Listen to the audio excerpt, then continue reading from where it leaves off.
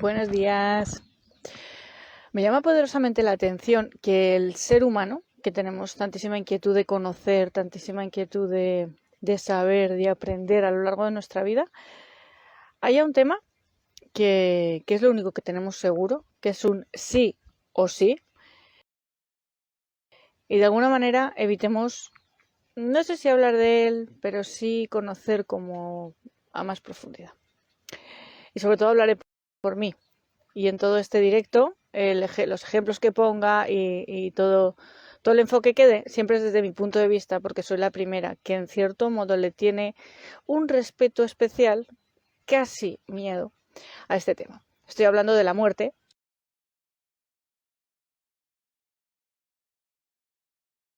Y hay personas que lo tratan de una forma especial. Vamos a hablar con Ruth, que está ya ahí al otro lado, y vamos a ver todo lo que nos puede contar forma de vida que algunos tenemos tantísimo respeto. Vamos a ver.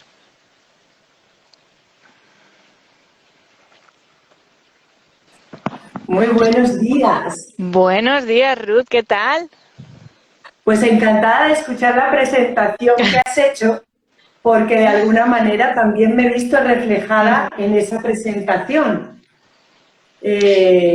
Muchísimas gracias por la invitación, porque es mi vuelta a las redes. Vuelvo a las redes contigo después de un parón de mes y medio y te doy las gracias por esta iniciativa.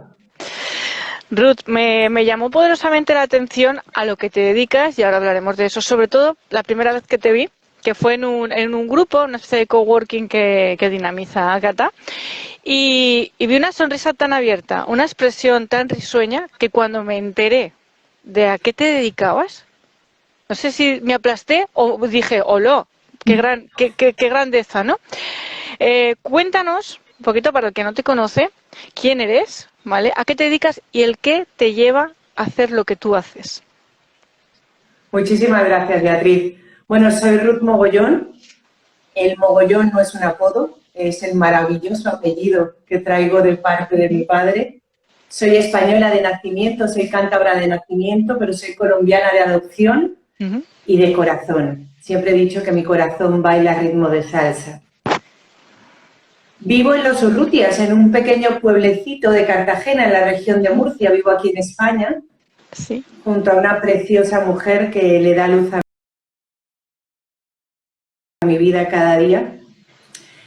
¿Y cómo llegué a hablar de la muerte? ¿Cómo llegué a hacer de este mi propósito de vida? Pues evidentemente yo también vivía de espalda a la muerte y un día la muerte me azotó. Me azotó de tal manera que puedo describir ese momento y ese proceso de acompañamiento como el tiempo más difícil, más cruel y más devastador por el que había transitado en 48 años. Estoy hablando del proceso de morir de mi padre. ¿Qué sucedió con esto? Pues que al final mi padre me honró con el regalo de acompañarle en el momento que transitaba. Lo que fue el proceso de morir fue un proceso complicado, porque venía envuelto por el Alzheimer, un hombre con 5 carreras, 3 maestrías, 2 doctorados, hablando 5 idiomas de forma autodidacta, se fue de este mundo terrenal sin saber nada de nada. Eso lo hizo muy difícil, además de las condiciones físicas, del deterioro, de las caídas permanentes, del sufrimiento que encierra una enfermedad tan dura como el Alzheimer. Y bueno, pues un día él decide ya empezar a transitar y lo empieza a hacer después de una caída, de golpearse muy fuertemente su cabeza, y a partir de ahí empiezan momentos críticos, muy duros el 25 de marzo del 2020. Si todos los que estamos hoy aquí nos acordamos de esa fecha, el día 13 nos habían encerrado, porque la pandemia estaba mundialmente ya extendida por todas partes. Yo tenía la suerte de estar en Colombia, al lado de mi padre y mi madre, pero el 25 entra en la UCI. Entra en la UCI temblando. Un hombre que había sido todo fortaleza, el pilar de su casa, entra hecho un guiñapo. Y temblaba, y no me podía sostener la mirada, y no hablaba. Dejó de hablar, de caminar y de ser capaz de hacer algo autónomamente en un instante. Ese mismo día fue terminar de comer, pasar a la ducha, y saliendo de la ducha fue incapaz de dar el siguiente paso, lo tuve que coger, y todo eso era como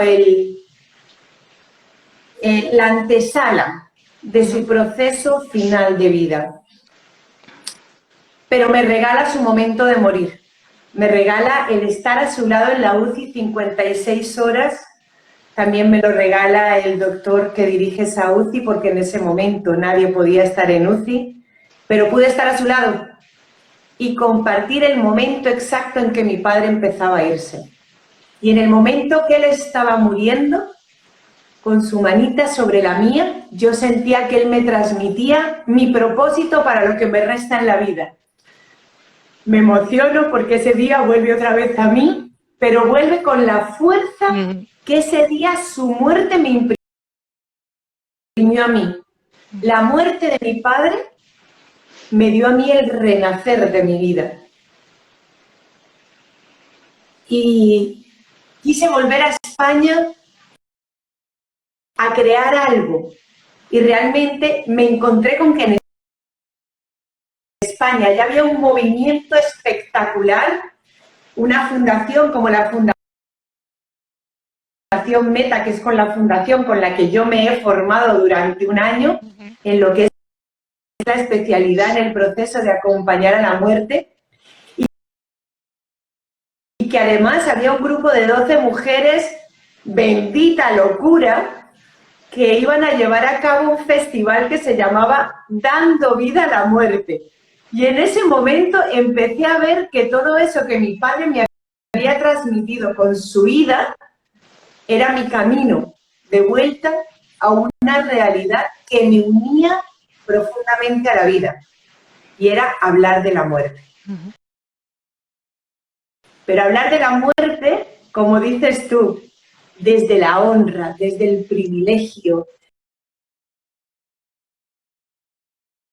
y desde la decisión de vivir con la mayor plenitud hasta el último día. Jolín, la verdad es que cuando escuchas, sobre todo de ti, ¿no?, esta historia, este proceso, necesité vivir todo esto para darme cuenta de dónde estaba en mi vida, la verdad es que es transformador. Y de alguna manera te hace pensar el por qué vivimos todo esto, incluso la palabra, con este miedo, ¿no? Y corrígeme si me equivoco, Ruth, me pasa que igual por haberlo vinculado demasiado a un tema religioso, de lo que nos han enseñado toda la vida, es que tú mueres y desapareces, no es como que de repente todo finaliza ahí. Y igual es eso lo que me parece tan tremendo, que solo exista esta opción. De repente cuando crecí y salí de pues de esta educación mucho más encorsetada, y empecé a ver que había otras opciones, dije, bueno, me sigue dando respeto, pero ya de alguna manera ese miedo se cambia, ¿vale?, por un respeto diferente, al decir, bueno, es posible que haya otra forma de entender que cuando nos vamos no desaparece todo, ¿no?, que no solo somos un trozo de carne. ¿Esto solo me pasa a mí o esto le pasa a más gente, Ruth? Eso nos pasa a todos, sobre todo cuando hemos sido educados, como bien dices tú, dentro de la religión católica en nuestro caso. Yo, además, toda la vida en un colegio de monjas. Por lo tanto, el juicio final, yo creo que el temor al juicio final, cuando mejor te lo estás pasando en la vida, alguien te dice, cuando mueras ya te tomarán todo lo que has hecho en la vida. Entonces, es preferible pensar que mueres y se acaba, porque es preferible no llegar a ese juicio final. Total. O sea, ya de entrada la religión nos, como dices tú, nos encorseta en algo tan drástico, tan inhumano como si has pasado un buen momento en tu vida, alguien lo va a juzgar y seguramente le va a encontrar la parte negativa que te va a mandar al infierno o peor aún, te va a dejar en el limbo. Dices tú, pero vamos a ver. Entonces, claro, cuando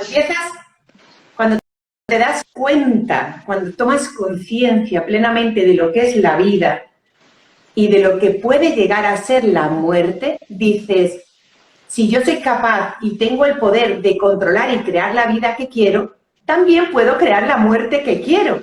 Y es eso lo que le da vida a mi propósito, que la gente sea capaz de crear su momento de hoy para crear su momento de mañana, para que a día de hoy tome las decisiones del presente, pero no deje de pensar que en algún momento lo único seguro que tenemos, como tú bien decías en la presentación, lo único 100% segura, que aunque no pensemos nunca en ello, vamos a tener en algún momento, es ese tránsito, es esa muerte, que si lo vemos como la liberación del alma, lo vamos a sacar del juicio y lo vamos a dar, es un renacer. O sea, nos gestan, nacemos, vivimos, morimos y renacemos.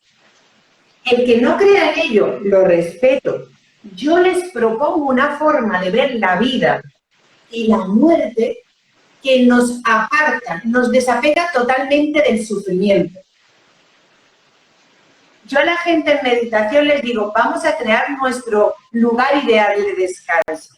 También los invito a que desde ya creemos ese lugar al que queremos transitar. ¿Cómo queremos que sea? Si en la muerte no hace falta estar pensando todo el día, porque ya te digo, pienses o no pienses, el día que haya de llegar, llega. Yo lo digo de una forma que a veces es sarcástica y a veces a gente le resulta violenta, y es cuando la pareja se te tenga que poner enfrente y te vaya a abrazar, ya puedes darte la vuelta y correr, que la vas a ver de frente. Entonces, si algún día va a llegar, ese día ya llegará. Preparemos hoy lo que queremos para ese día, pero preparémoslo todos los días. Y si se presenta la oportunidad de tratar el tema, pues no nos demos la vuelta, simplemente pongámonos de frente, teniéndolo presente y diciendo, venga, ¿cómo lo quiero hacer? ¿Cómo lo quieres hacer tú? Hablemos. Y ya está, tomándonos un café como lo hacemos en los Dev Cafés. Estas reuniones que son absolutamente seguras y confidenciales, en la que mucha gente se acerca a nosotros, a los facilitadores, para hablar de algo que creen que no pueden hablar fuera. Y se puede hablar. Lo que sucede es que no tenemos la iniciativa, como tampoco la tenía yo antes, ¿eh? O sea, tú en este momento a mí me ves con esta sonrisa porque tengo esta preparación, tengo la seguridad que me dio esa mano que transitaba, ¿sí? En ese momento a mí me inundó una fuerza que no se ha debilitado nunca desde el 27 de marzo del 2020. Es una cosa que bulle en mí todos los días, que me hace levantarme motivada, que me hace levantarme diciendo, a ver quién tengo hoy para hablar del tema. Porque aunque no le guste, sé que siembro. Sé que siembro. Es una semillita. Y es una semillita que a mucha gente, y he tenido la situación, no sé si me quieres preguntar algo, porque es que a mí me das un micrófono para hablar de la muerte y es algo así como que Tranquila, las palabras fluyen solas. Así que cuando me quieras preguntar, tú me cortas. Tú dale. Cuando llegué de Colombia, esto que bullía dentro de mí estaba a 200 grados centígrados. Yo creo que dentro de mí el tema de la muerte estaba tan vivo que era como la energía del sol. Quería alcanzar a todo el mundo, pero de una forma muy bestia, muy potente. Quemaba. Realmente cuando yo hablaba, sé que quemaba.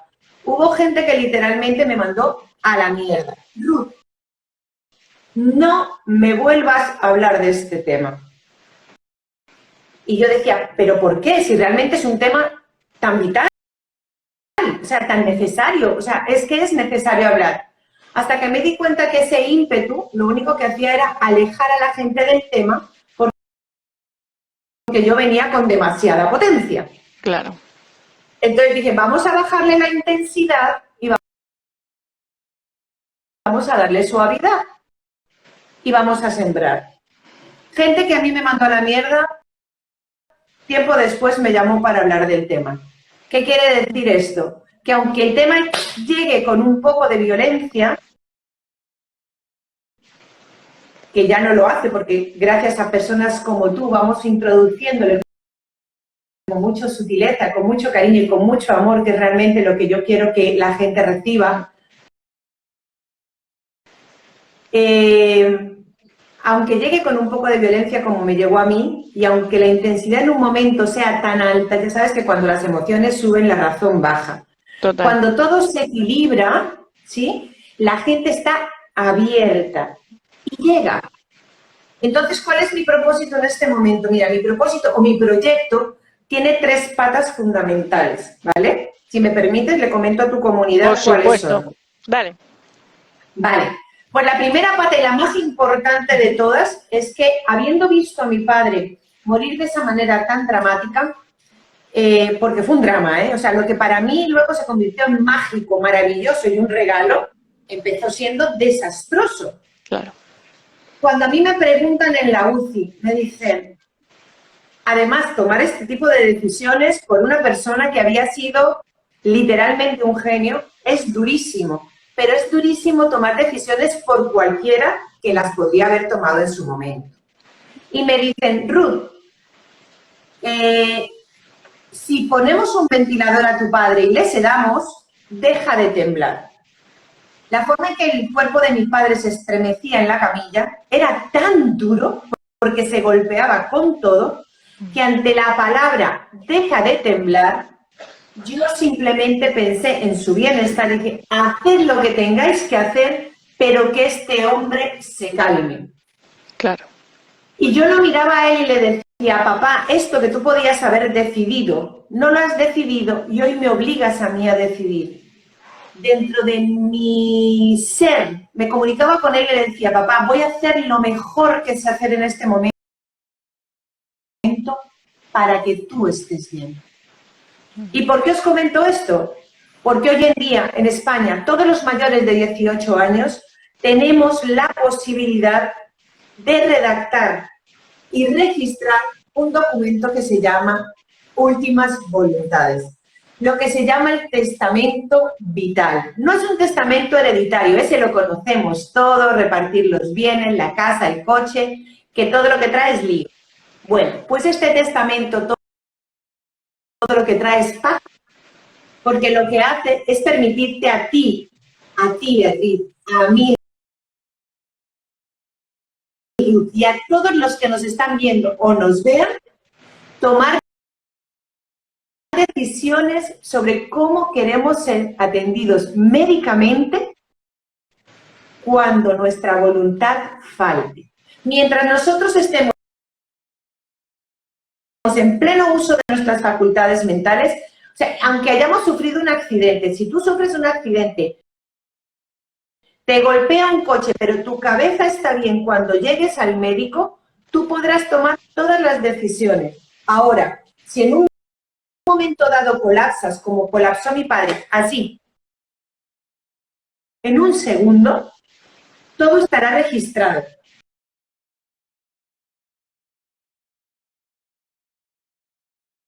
Tú habrás dicho si quieres una ventilación, tú habrás dicho si quieres un RCP, si quieres una reanimación. Tú dirás si quieres y prefieres sencillamente que te ceden en un momento en que ya tu tránsito es, cuando hablo de tránsito, hablo de muerte, ¿vale? Si tu muerte está muy cercana, ¿para qué te van a ventilar? ¿Para qué te van a poner tubos? ¿Para qué te van a poner nada? Simplemente te pueden sedar, lo que le permite a tu familia verte bien, acompañarte y tener un buen recuerdo. Todas las decisiones que puedas tomar tú por ti, ¿para qué se las dejes al azar? Si se las dejas a los médicos, van a seguir protocolos. Y lo están haciendo correcto. Ellos no te pueden tratar a ti diferente que no. Tratan a todo el mundo igual y ellos tratan de salvarte la vida. Pero en un momento en que ya tu vida no tiene o no va a tener una recuperación a un estado de autonomía o de lo que llamamos dignidad, pero la dignidad que sea para ti, tú puedes tomar decisiones y dejarlas registradas como, por favor, ayudarme a morir. Esto se llama eutanasia.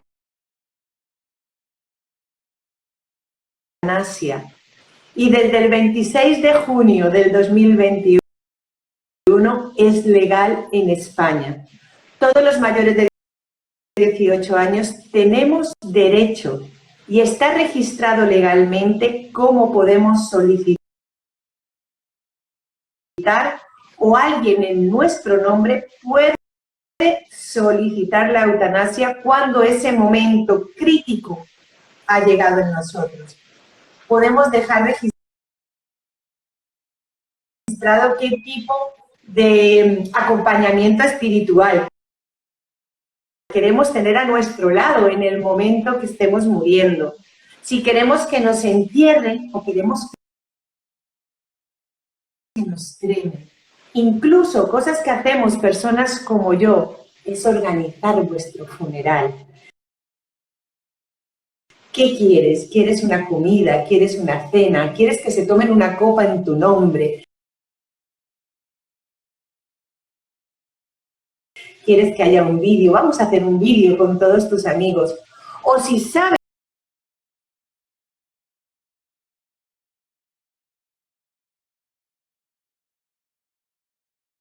que tienes una enfermedad terminal,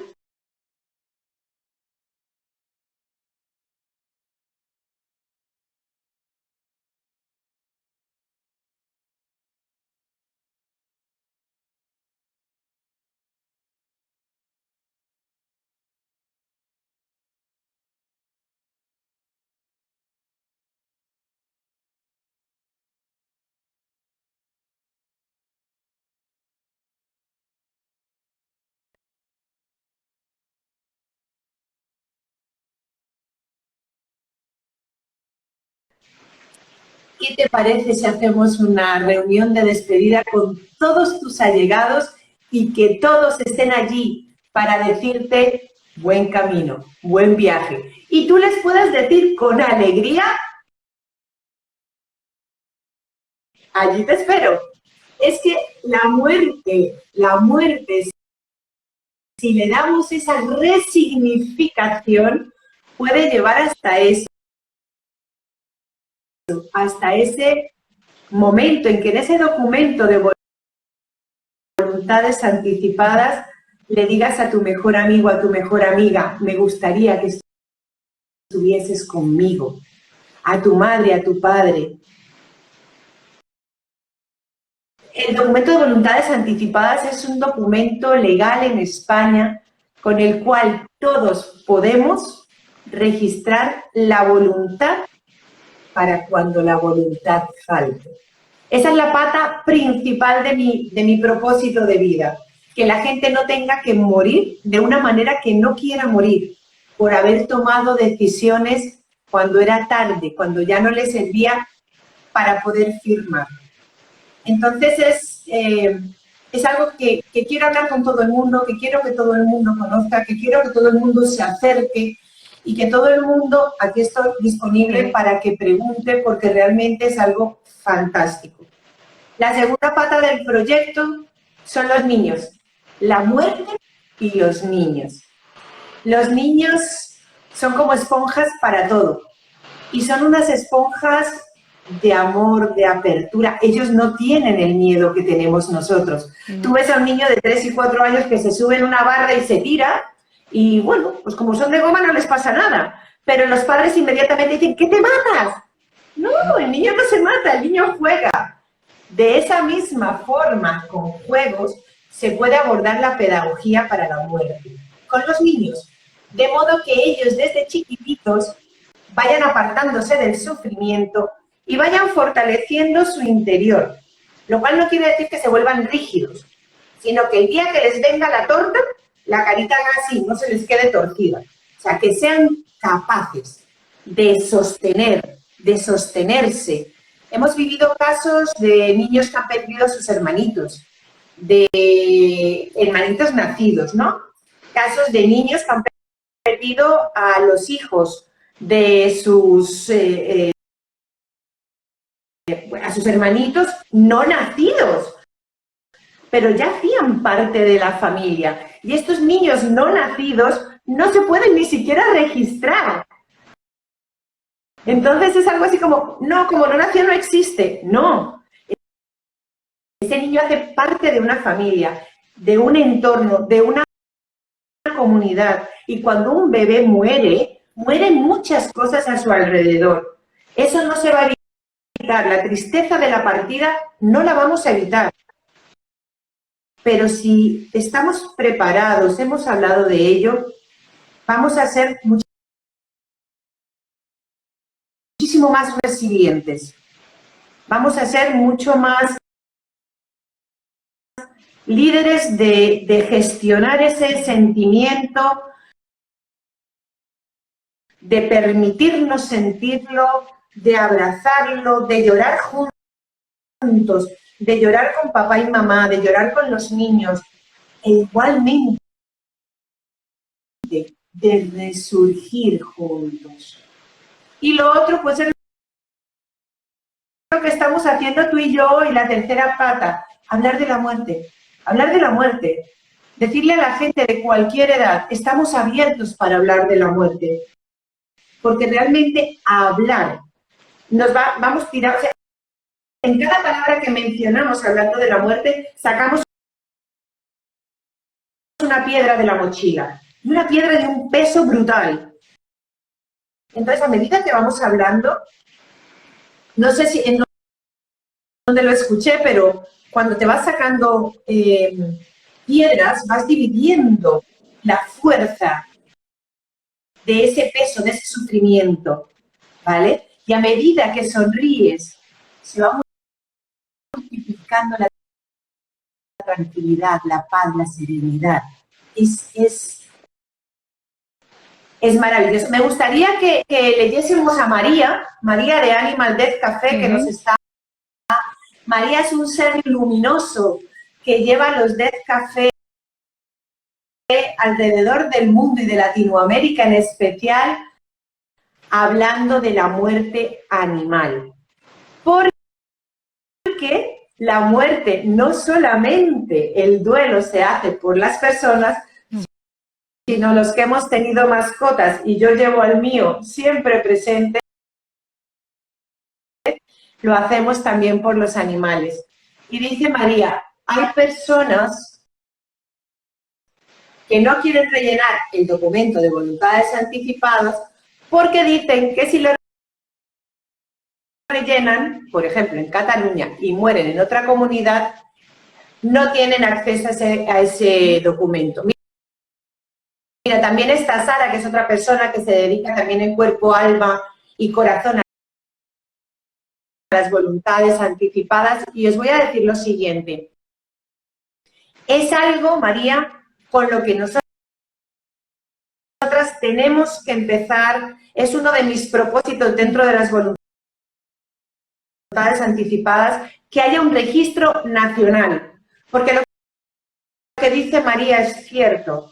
si yo muero en Cataluña y estoy registrada en la región de Murcia, pues posiblemente no atiendan ese documento de voluntades anticipadas. Os voy a archivar algo que si mi mujer nos está viendo se va a reír porque dice, pero Dios, ¿cómo llevas esto encima siempre? Y es que mi documento de voluntades anticipadas va en mi bolso, siempre, siempre, siempre. ¿Por qué? Pues justamente para evitar esto. Pero encontraremos el mecanismo para que tengamos una identificación que nos permita en cualquier lugar tener ese privilegio.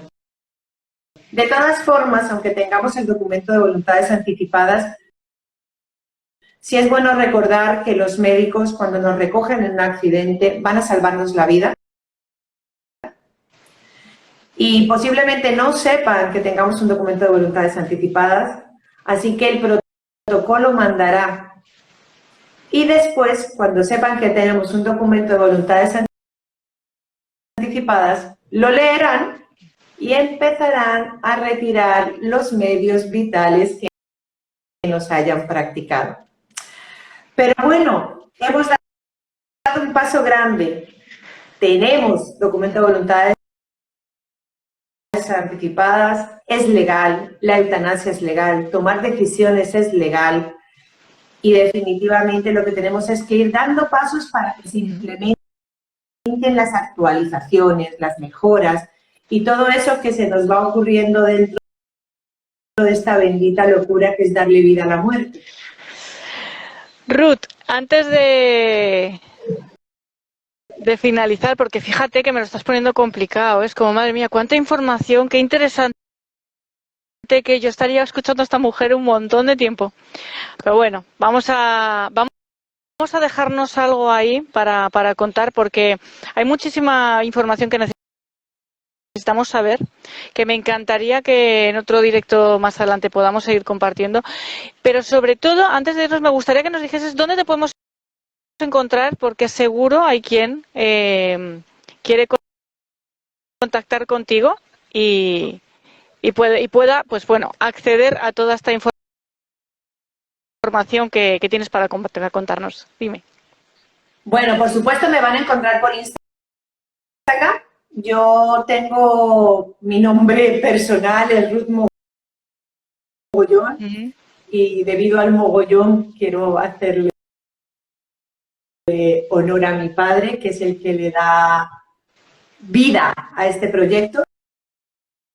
Además tengo un proyecto de meditación que se llama Mar Menor 24H, porque algo que me he dado cuenta que nos lleva a... Hay una decisión que yo tomé después de la muerte de mi padre, además de hablar de la muerte, y es morir sana. O sea, ¿por qué tenemos que morir enfermos si podemos morir sanos?